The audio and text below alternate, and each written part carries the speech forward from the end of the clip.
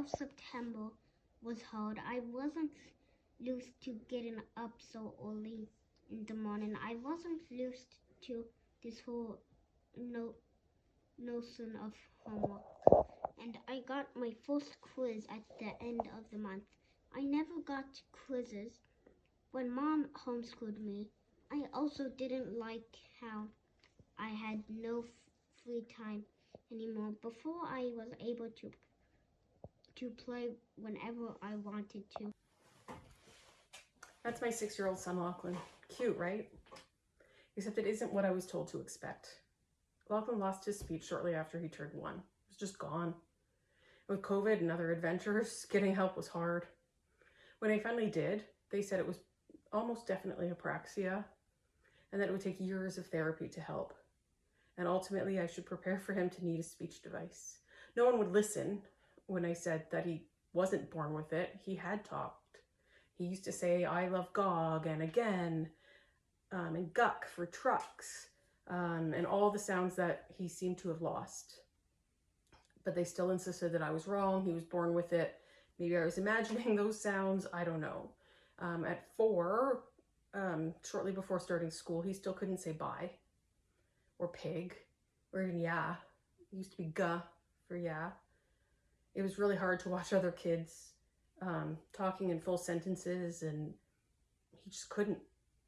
It was scary to think that my kid, who I knew was smart, was going to go to school essentially nonverbal.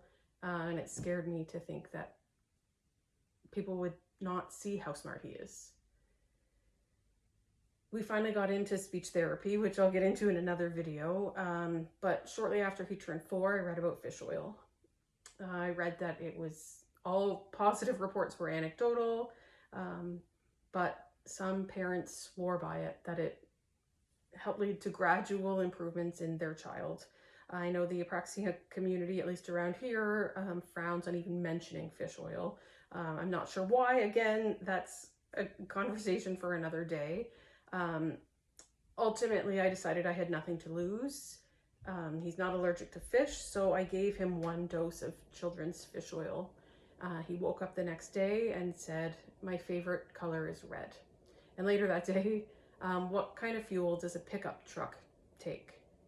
When he went to speech that week, my mom took him and they phoned me at work to ask what I had done. So it wasn't like this dramatic change was just seen at home. It was definitely seen in other settings. It was hard.